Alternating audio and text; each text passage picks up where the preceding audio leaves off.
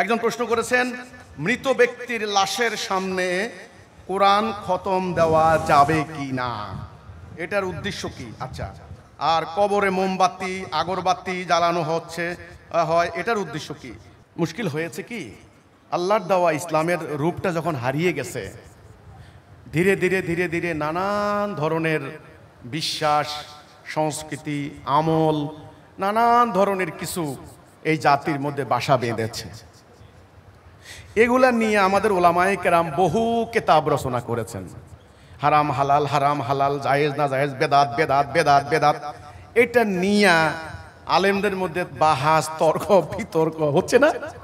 নবী করিম সাল্লাল্লাহু আলাইহি সাল্লামের প্রতি মিলাদ, ইয়া নবী সালাম, এই যে মিলাদ দিয়া একদল দাঁড়াই জায়গা, আরেক দল কয় দাঁড়ানো যাবে না, কেয়াম বেকেয়াম, কেয়াম হবে না বেকেয়াম হবে, এটা নিয়ে মারামারি হয়েছে না? কাজে আমার কথা হলো ভাই, কোরআন নাজেল হয়েছে কেন, আগে এটা আপনি বুঝেন। কোরআন আল্লাহর বিধান, এটা নাজেলের উদ্দেশ্য হচ্ছে এটা দিয়ে মানব জীবন পরিচালিত হবে, মানুষ যেন দরজা খুলে ঘুমায়, ওকে, শান্তি, সুদ হবে না, ঘুষ হবে না, রাহাজানি হবে না, কিচ্ছু না। আচ্ছা, এই কোরআনটা প্রতিষ্ঠা যিনি করেছেন রাসূল আকরাম সাল্লাল্লাহু আলাইহি ওয়াসাল্লাম, এমনি এমনি হয়নি, তিনি একটি বাহিনী তৈরি করেছেন, সেই বাহিনী জিহাদ করেছেন, কিতাল করেছেন, তারপরে কোরআনের বিধান কায়েম হয়েছে। এই হচ্ছে কোরআনের সংক্ষেপ কথা। এখন এই মূল কাজ, মূল দায়িত্ব, মূল আকীদা আমাদেরকে মুসলমানদের আছে। কোরআন যেহেতু আল্লাহর বিধান, এখন কোরআনের আয়াত একটা পড়ে যদি আপনি পানিতে ফুঁ দেন, একটা বরকত পেতে পারেন, অসুবিধা নাই, আল্লাহর বিধান তো, এর বরকত থাকতে পারে, সব হতে পারে, সমস্যা নাই, সমস্যা নাই। কিন্তু কোরআন তো এই জন্য আসে নাই। আচ্ছা আসেন দেখেন, আপনার ঘরে যেন চুরি না করে, বাড়িতে যেন চোর না ঢুকে, হুজুররা করে কি, চোরের হাত কাটে দেওয়া সংক্রান্ত আয়াত, এগুলারে জাফরানের কালি দিয়া লেখে, লেখা বলে কি, আপনার হলো কয়েকটা পেরেক দিয়া বাড়ির চার কোনায় চারটা গাড়াই রাখবেন, চোরা বাড়িতে আর ঢুকতে পারবে না, চোরা আন্দা হয়ে যাবো গা। আপনাদের এলাকায় এগুলো আছে কিনা জানি না, আমার এলাকায় কিন্তু আমি দেখছি এগুলো। ভাই আসলে কোরআনের আয়াত কি এই জন্য নাজিল হইছে? হ্যাঁ, আয়াত পড়ে চোর তাড়ানো, তাবিজ বানানো, এই ব্যবসা করার জন্য আসছে নাকি?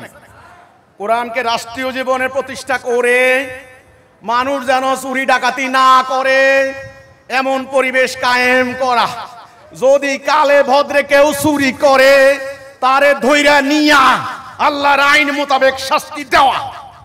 এখন বুঝছেন কোরআনের কাজটা কি? আর চুরি করবে কেউ, ওইটা বাদ দিয়া কোরআনের আয়াতরে লেখা জাফরানের কালি দিয়া ফু দিয়া বিভিন্ন জায়গায় তাবিজ ঝুলাই দাও, চোর যেন ঢুকতে না পারে। এটা হইল? এইবার আসেন ভাই, কথা কইলে তো আপনারা চেষ্টা যাবেন, হুজুররা আছে আমার পিছনে, সবটি একসাথে লাগছে।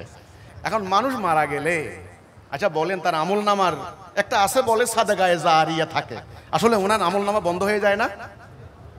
বন্ধ হয়ে যায় কিনা? বন্ধ হয়ে যায়। এই যে ওনার মাথার সামনে কোরআন তেলাওয়াতটা করা হচ্ছে, এরা মনে করে কি মৃত ব্যক্তির কবর আযাব হবে না, সওয়াব হবে, রহমতের ফেরেশতা আসবে, এই ধারণা না একটা? আচ্ছা, মৃত ব্যক্তি যদি জীবদ্দশায় কোরআনের ধারে কাছেও নাই, গণতন্ত্র কায়েম করা লড়াই করছে, কোরআনের আইনের পক্ষেও নাই, কিচ্ছু নাই, এর কোরআন, এর লাশের পকেটের ভিতরে কোরআন দিলে কোনো লাভ হবে? তো এই জন্য ভাই, আপনারা কবরে মোমবাতি ইত্যাদি ইত্যাদি অনেক কাহিনী আছে।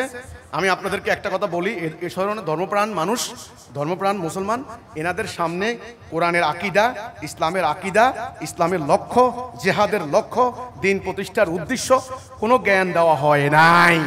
এই জন্য এক একজন এক একভাবে ওনাদের স্যাটিসফ্যাকশনের জন্য এই ধরনের আমলের প্রবর্তন করেছেন। কোরআন যে উদ্দেশ্যে নাজিল হয়েছে আগে সেটা করেন। আমি বলছি না যে আপনি ওই মরা মানুষের পাশে কোরআন তেলাওয়াত করেন না, আমি এটা বলছি না।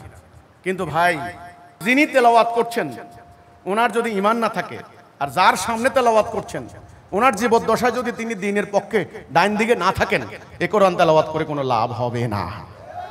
মরা মানুষ নয়, কেবল জিন্দা মানুষের সামনেও যদি টাকার বিনিময়ে কোরআন খতম করেন, কোরআন পড়েন, এটা হারাম হবে, বেআইনি হবে, একদম পরিষ্কার। আমাদের আলেমরা এটা জানেন, তবু তারা টাকা নিচ্ছেন, এটা দুঃখজনক কথা।